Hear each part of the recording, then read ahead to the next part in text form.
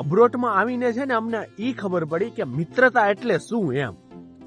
કેમ કે ઇન્ડિયામાં હતા અમે ત્યારે તો રેઢિયાની જેમ એની રખડતા, ગાળું દેતા એકબીજાને, અને આમ ક્યારેક ઈર્ષા કરતા અને આ તે ને બધું કરતા.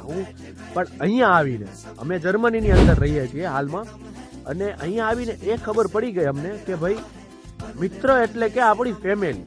અબ્રોડની અંદર મિત્ર એટલે ફેમિલી આપણી.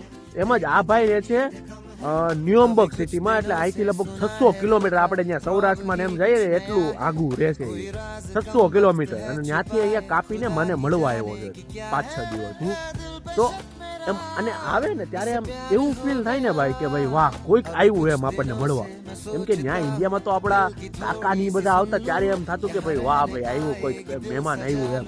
પણ અહીંયા આવીને આપણો મિત્ર આપણને ખાલી મળવા આવે ને, આ ઈ જ મિત્ર છે કે મારા ઇન્ડિયા મારી હારે હતો, અને ઈ જ મિત્ર અહીંયા પાછો મળવા આવ્યો. ઇન્ડિયામાં કંઈક અલગ હું દ્રષ્ટિથી જોતો, અને અહીંયા કંઈક અલગ દ્રષ્ટિ ધ્યાને જોઉં છું.